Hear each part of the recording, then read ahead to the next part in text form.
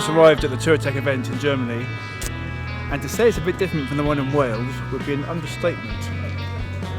It feels like you're walking into Disneyland where you're walking, because it's so big. It's a sea of people as far as you can see, and there's a sea of bikes getting parked up.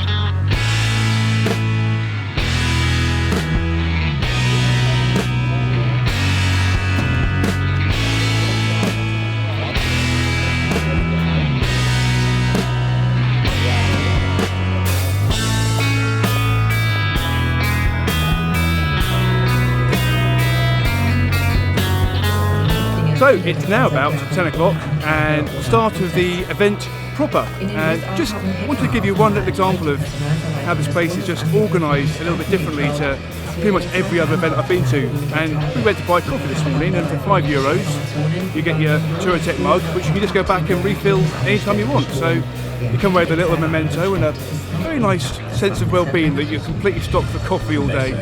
And just a good example of how the place is really kind of superbly organised.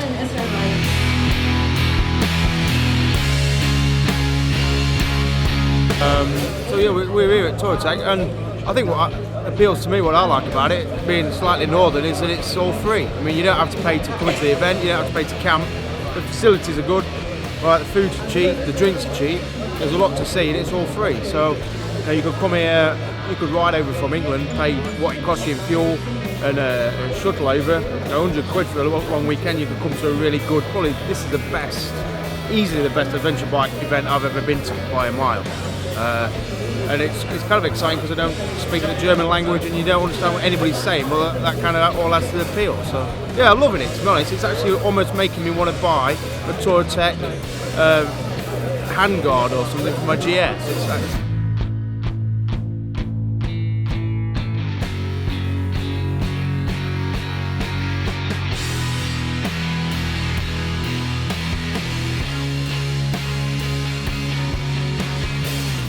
Like so many of these events, the whole place just comes alive again in a different manner altogether after it gets dark.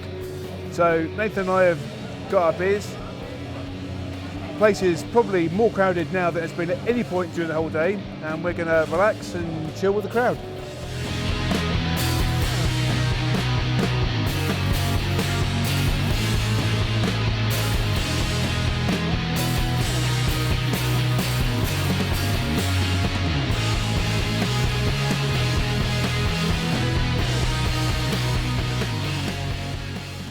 Alright, so we're in the sales hall of Touratech at the minute. It's basically a warehouse where they're getting rid of all the cheap stuff, the bikes that are out of date.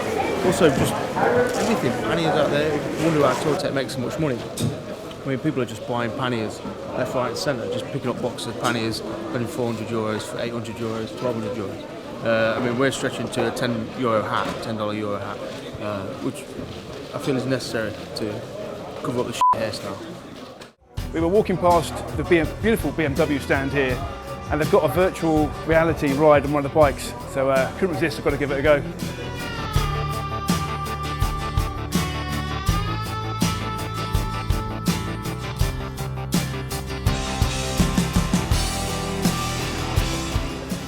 This is the weirdest thing.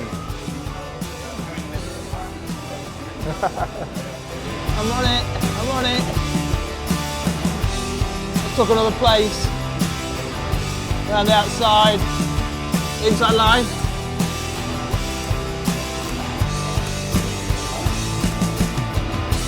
I was actually racing. That was amazing.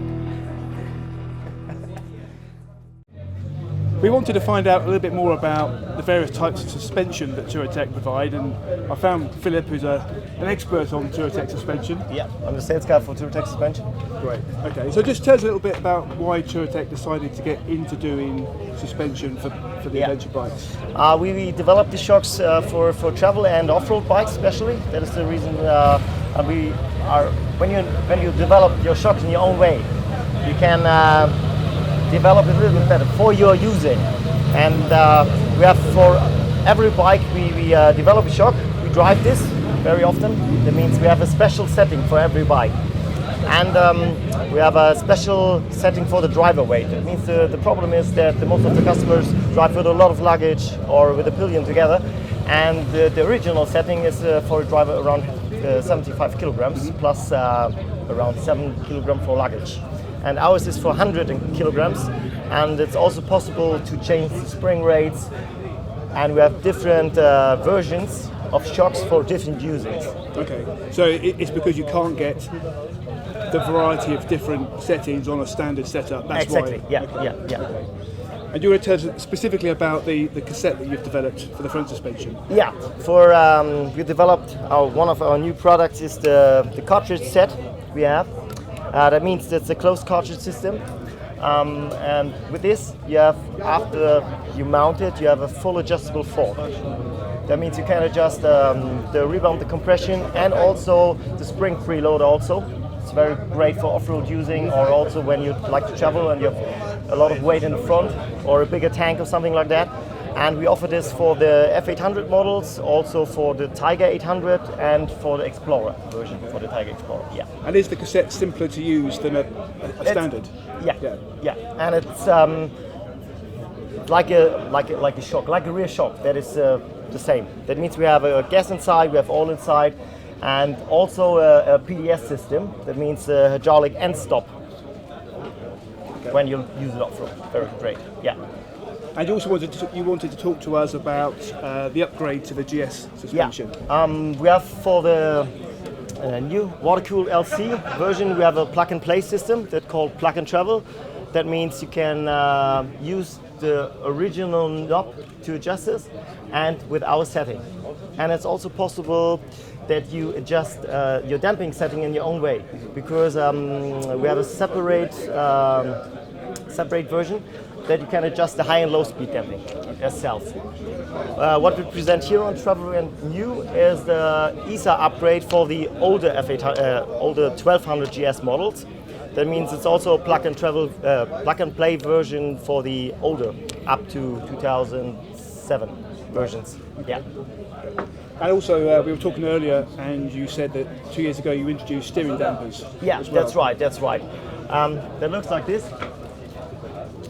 That means we have for some off-road models like the old GS 1200, also for the new version we have adjustable steering damper. That means you have 22 clicks, and that makes the bike much more safe. Also the older ones that don't have a steering damper, and for the LC versions that you can adjust it. Also for the KTM 1190, they have original also steering damper, but it's not adjustable. And in this way, you can adjust it for your own driving, what you like, harder, softer, and it makes the bike much more safe. Fantastic. Okay, well, thank you very much for talking to us about that. Thank you very much. It was a pleasure to have you here. Thanks, Philip.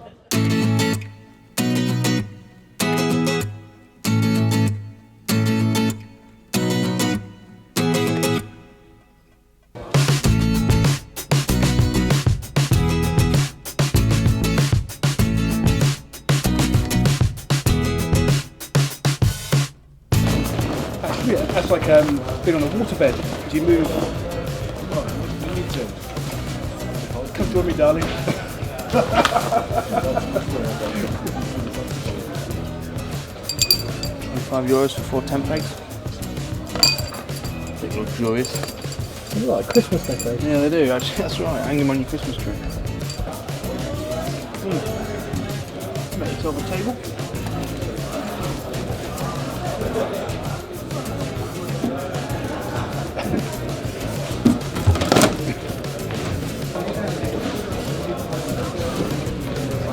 That's the Boot section. And it seems to be doing well in Australia at the minute. When I was in Australia recently, Formula was selling really well advertised and talked about. In the UK, it's still fledgling really. But get in there, getting the distribution out. Here's the young part.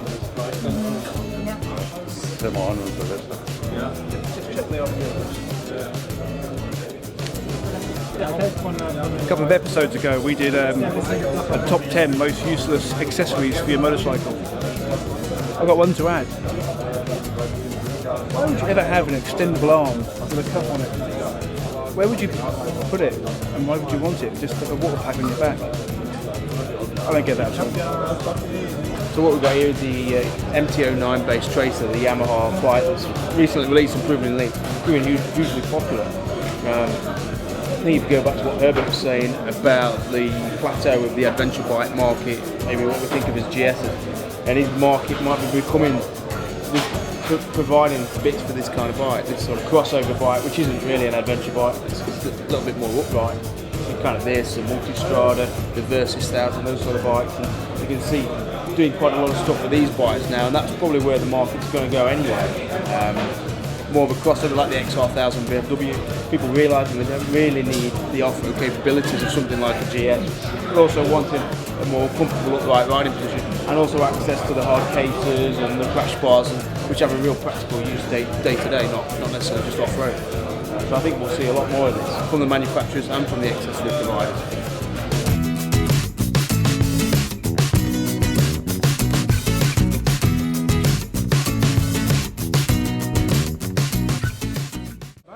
We were wandering down the main sort of thoroughfare at the travel event, and the last thing we expected to find was another film crew being presented by an Englishman, who is somebody that Nathan knows. Yeah, he's a real dickhead, to be honest. No, he's not really. He's John Bentman, and he's covering it for Touratech TV.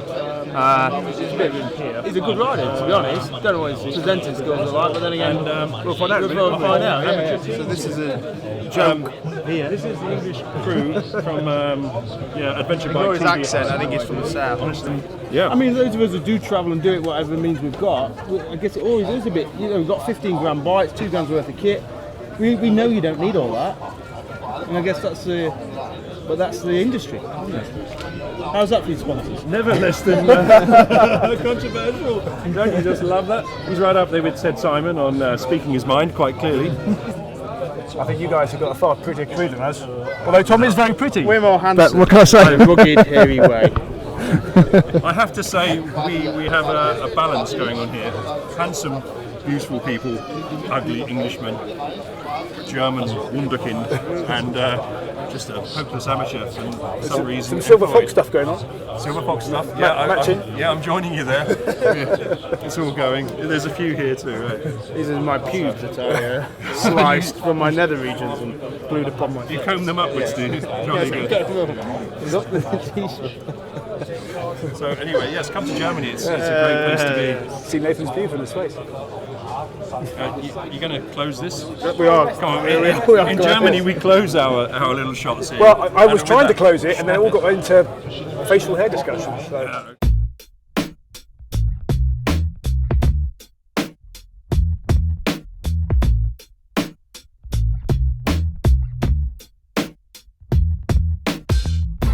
We just came across this rather funky looking cafe racer style bike, and I just said to Tom, it's amazing when you look at that boxer engine. They can put that boxer engine into any bike, doesn't matter whether it's a cafe racer, a giant adventure bike, or a road going race bike, or indeed a touring cruiser. Who would have ever thought you could put such an ugly, horrible, horizontally opposed twin pot engine like that into the huge range of bikes that they do?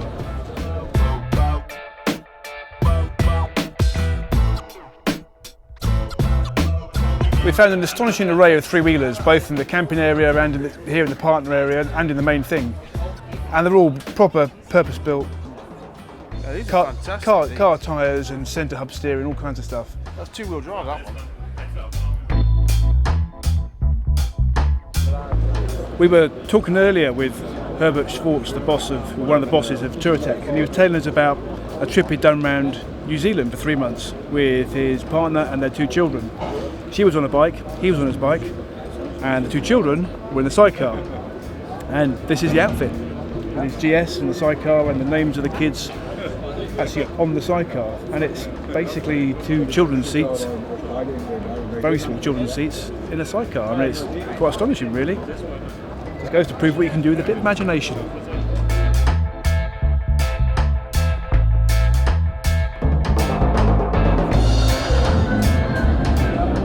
That is so hipster. It's almost like so hipster it hurts. You just imagine like a handlebar moustache, skinny jeans, Converse high tops, open face helmet with goggles on. Complete hipster. You could even if you didn't skateboard, just carry that to make people think that you did. So after a very, very long day, tiring day, it's 5 to 10. There's lots of music and noise going on back at the main arena where we're going to go to in a moment. And we were starting to admire all the wonderful machinery, the vast range of bikes here, but got massively distracted by Ted Simon snoring in a tent. somebody snoring in a tent very Ted loudly. Simon, wasn't it? No, he's still asleep in the office. In the office. But, no, we are fascinated by the machinery, which is predominantly BMW, but also of every size, shape, age, colour, configuration. a lot of HP2 Enduros, a lot of old R80s, Dakars, a lot of F800s, 1200s. Yeah, but there's plenty of other bikes. There's sports bikes, all manner of Tourers, new, old, cruisers. Trail bikes, 600 trail bikes. So it's good mix. It's not just your typical Touratech, what you'd imagine to be a Touratech, blinged up bike. There's a bit of everything, including a huge range of sidecar outfits, which I didn't expect to see, and which I found quite fascinating. Why? Why did you find that? Mainly because the way that people have changed the configuration of the bikes to make it into a sidecar, hub steering, road tyres, and the fact that you explained to me how challenging they are to ride, which I never realised. I thought it'd be boring, but apparently not. We should get one. We should. We absolutely should. In the same way we should go and get a pint glass full of beer in our hands. Yes, let's do that now. Let's do that. Okay.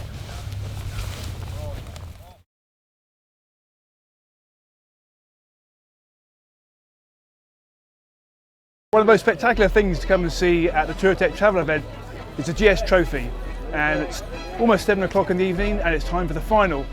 And of course I'll give it my very best shot at doing a Murray Walker commentary.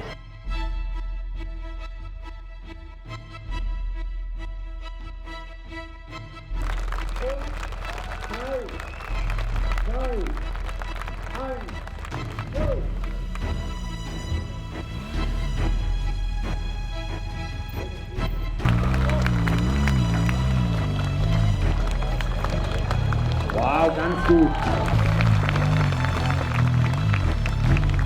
Hey, this is no paddle.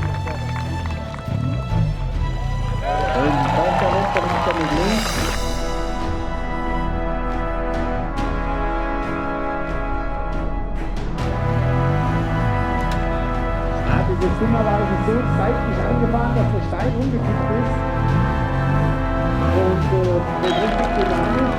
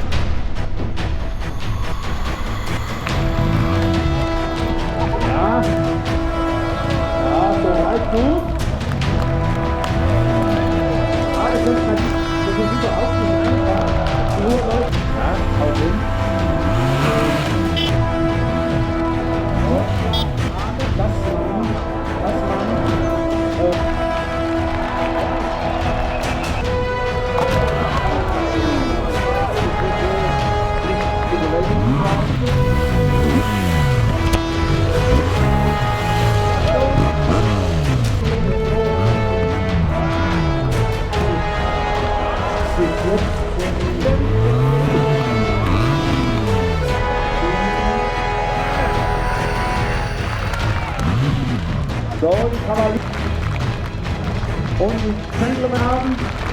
Das ist wirklich sehr Start. Das geht. Wow. Die Jungs müssen notieren.